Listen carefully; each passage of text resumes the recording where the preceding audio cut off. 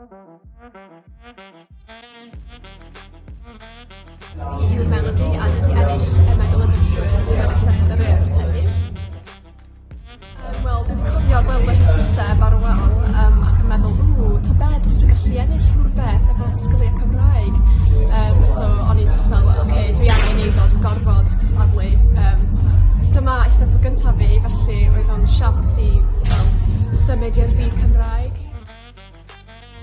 Felly, mae fy mam yn rhugl yn y Gymraeg, mae hi ar ysgol gynradd Cymraeg, ond yn anffodus nath hi anghofio llawer trwy'r blynyddoedd. Ond dwi'n lwcus i gael ffrindiau a chariad sy'n gallu siarad Cymraeg yn rhugl hefyd fel mamiaeth. Felly, mae o wedi rhoi cael yn gyfleoedd i ni ddefnyddio'r iaith tu allan o'r coleg.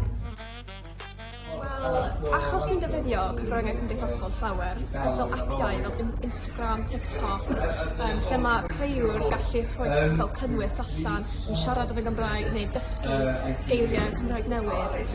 So mae hyn wedi helpu llawer, ac wrth gwrs dwi wedi darllen llawer hefyd, dwi wedi darllen llawer o lyfrau Cymraeg rwan, fel The Amser Hughes i'r Mabinogion o Gymraeg, so mae yna rhywiaith na, ond dwi wedi gorfod defnyddio lot sydd i ddysgu, dwi'n mynd cael 3 mlynedd i ddysgu fel hyn.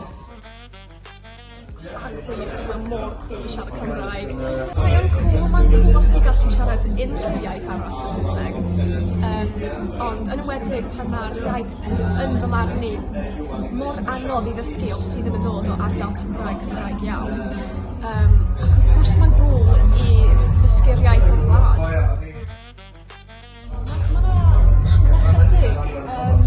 Hiraeth mae'n hard iawn, a wedyn dwi actually licio ffordd bod y gair ysbyty yn dod allan o fy ngheg yn olaf, achos mae ffordd bod mae mam yn deud gair yn ddonio wedi gwlyb, achos mae hi yn just deud gwlyb ac yn ddoniol i mi, so dyna